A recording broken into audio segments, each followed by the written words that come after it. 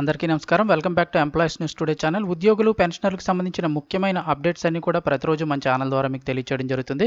So channel ఇంకా ఎవరైనా subscribe చేసుకోకపోతే వెంటనే సబ్స్క్రైబ్ చేసుకోండి. ప్రభుత్వం నుంచి వచ్చే ముఖ్యమైన అప్డేట్స్ మిస్ అవ్వకుండా మీరు ముందుగా తెలుసుకోవాలి అనుకుంటే ఛానల్ వెంటనే సబ్స్క్రైబ్ చేసుకొని ఫాలో అవుతుండండి. అలాగే వీడియోను ఒక లైక్ చేయడం మర్చిపోకండి. వివరాల్లోకి అయితే వెళ్ళిపోదాము.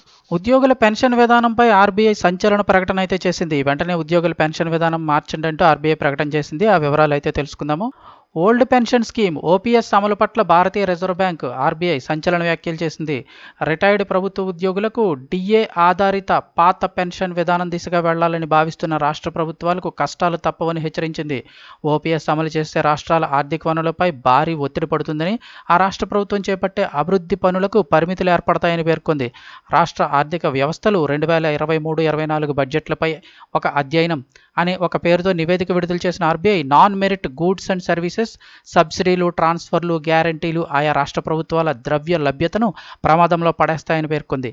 తాము రాష్ట్ర ప్రభుత్వ ఉద్యోగులకు ఎన్పీఎస్ తానే పాత పెన్షన్ స్కీమ్ అమలు చేస్తామని కేంద్రానికి pension fund regulatory and development అథారిటీకు రాజస్థాన్, ఛత్తీస్గఢ్, జార్ఖండ్, పంజాబ్, హిమాచల్ ప్రదేశ్ రాష్ట్ర ప్రభుత్వాలు అయితే తెలిపాయి. అంటే వాళ్ళందరూ కొత్త పెన్షన్ విధానంకు బదులుగా పాత పెన్షనే అమలు చేస్తామని చెప్పారు. ఎవరెవరంటే రాజస్థాన్, ఛత్తీస్గఢ్, జార్ఖండ్, పంజాబ్ అండ్ హిమాచల్ ప్రదేశ్ ప్రభుత్వాలు అయితే తెలిపాయి. ఇప్పుడు వాటిని చూసి మరికొన్ని రాష్ట్ర ప్రభుత్వాలు కూడా అదే బాటలో పయనించాలని భావిస్తున్నాయని వార్తలు వచ్చిన నేపథ్యంలో ఓపీఎస్కు మళ్లడంపై గల ఇబ్బందులపై ఆర్బీఐ అయితే అన్ని రాష్ట్రాలకు హెచ్చరికలు అయితే జారీ చేసింది. ముఖ్యంగా ఎన్పీఎస్ నుంచి ఓపీఎస్కు మళ్లడం వల్ల ఆయా రాష్ట్రాల అభివృద్ధి, పెట్టుబడి వ్యయాలకు పరిమితులు ఏర్పడతాయని ఆర్బీఐ తన నివేదికలో స్పష్టం చేసింది. ఎన్పీఎస్ కంటే 4.5 రెట్లు అదనపు ఆర్థిక భారం పడుతుందని, 2060 నాటికి అదనపు ఆర్థిక భారం జీడీపీలో 0.9% చేరుతుందని హెచ్చరించింది.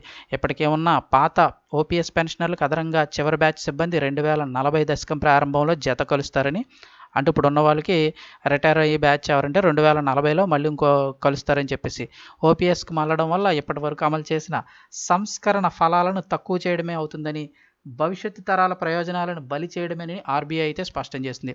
వివిధ రాష్ట్ర ప్రభుత్వాల ద్రవ్యలోటు ప్రస్తుత ఆర్థిక సంవత్సరంలో 4% దాటిస్తోందని, ఇది జాతీయ సగటు 3.1 కంటే ఎక్కువని పేర్కొంది. అలాగే రాష్ట్ర ప్రభుత్వాల రుణభారం 35% దాటితే జాతీయ సగటు 27.6% మాత్రమే అనేది గుర్తు చేసింది.